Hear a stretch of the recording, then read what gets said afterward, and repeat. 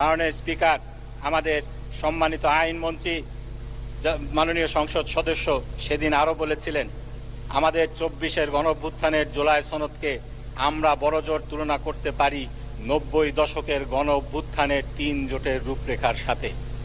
মাননীয় স্পিকার, উনি এটা সত্যি কথাই বলেছেন।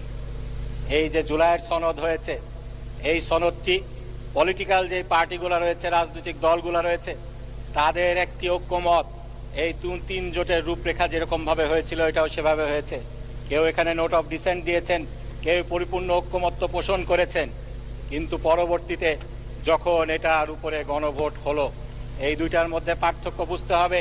এই দুইটার কনস্টিটিউয়েন্ট যেই পাওয়ারটা রয়েছে, এই দুইটার মধ্যে যে আইনগত পার্থক্য রয়েছে এটা বুঝতে হবে।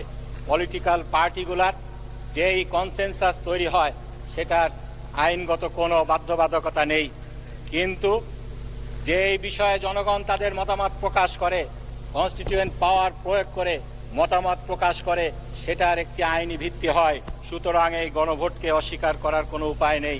এই গণভোটের রায়কে আমাদেরকে বাস্তবায়ন করতে হবে। মাননীয় স্পিকার, এখানে অনেক কথা বলা হয়েছে, সব কিছুর জবাব দেওয়া যাবে না। এখানে বলা হয়েছে প্রেসিডেন্ট অনেক কিছু পারেন না, তাকে পারানো হয়। মাননীয় স্পিকার, আমাদের মাননীয় স্বরাষ্ট্রমন্ত্রী এটা প্রেসিডেন্টকে জিজ্ঞেস করতে পারেন কি পারেন না সেটি আরেকটি প্রশ্ন, কিন্তু যেই প্রেসিডেন্ট ফ্যাসিবাদকে জাস্টিফাই করার জন্য ফ্যাসিবাদের মাধ্যমে নির্বাচিত হয়ে সেই ক্ষমতায় আরোহণ করেছেন, তিনি অনেক কিছুই ফ্যাসিবাদকে অনেক কিছুই তিনি পারেন না, এটা স্বাভাবিক। তিনি যেটা পারতেন স্বাভাবিকভাবে সেটা তিনি করেছেন।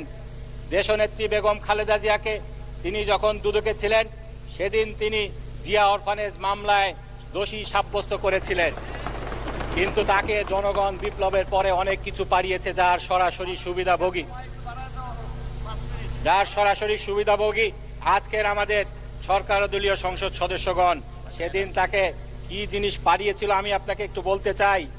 6/8/2024 যেদিন সংসদকে ভেঙে দেওয়া হয়েছিল, রাষ্ট্রপতি ভেঙে দিয়েছিলেন, রাষ্ট্রপতি যার সরাসরি সুবিধাভোগী আজকের আমাদের সরকার দলীয় সংসদ সদস্যগণ। সেদিন তাকে কি জিনিস পাড়িয়েছিল আমি আপনাকে একটু বলতে চাই।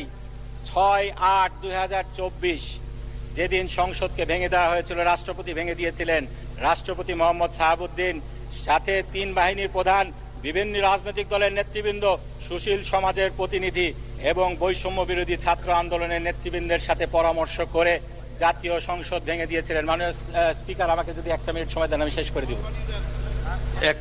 1 মিনিট বাড়িয়ে দেওয়া হলো।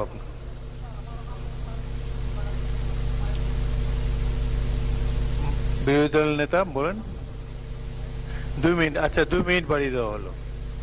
2 মিনিটে কনক্লুড করেন। বাড়িয়ে দেওয়া হলো, 2 মিনিটে কনক্লুড করেন। মাননীয় স্পিকার, ধন্যবাদ আপনাকে। সেদিন রাষ্ট্রপতি 3 বাহিনী প্রধানের সাথে সব পরামর্শ করেছিলেন, রাজনৈতিক নেতৃবৃন্দের সাথে পরামর্শ করেছিলেন, সুশীল সমাজের প্রতিনিধির সাথে পরামর্শ করেছিলেন। সংবিধানের কোন বিধি মেনে তিনি এটা করেছিলেন? মাননীয় স্পিকার, সংবিধানের 72 পারেন। সেদিন প্রধানমন্ত্রী তো ভারতে পালিয়েছিলেন, সেই প্রধানমন্ত্রীর কোন পরামর্শের ভিত্তিতে সেদিন এটা তিনি করেছিলেন? একই সাথে একই প্রেস বিবৃতিতে সেটা বলা হয়েছে বিএনপির চেয়ারপারসন বেগম খালেদা জিয়ার মুক্তিও একই পদ্ধতিতে দেয়া হয়েছে। বিএনপির চেয়ারপারসন বেগম খালেদা জিয়াকে এই সংবিধানের 49 ধারা মোতাবেক 49 অনুচ্ছেদ মোতাবেক মুক্তি দেওয়া হয়েছে। 48-3 অনুযায়ী এ বিষয়ে প্রধানমন্ত্রীর সাথে পরামর্শ করার বাধ্যবাধকতা ছিল। সেদিন কোন প্রধানমন্ত্রীর সাথে পরামর্শ করে আমাদের দেশনেত্রী বেগম খালেদা জিয়াকে মুক্তি দেওয়া হয়েছিল সেটা জাতি জানতে চায়। একইভাবে সংবিধানের 48টি ধারা একে একে সেদিন এই 1.5 বছরে লঙ্ঘন করা হয়েছে, যার প্রত্যক্ষ সুবিধাভোগী আমরা সবাই। এই সংসদের নির্বাচন মাননীয় স্পিকার কিভাবে হয়েছে?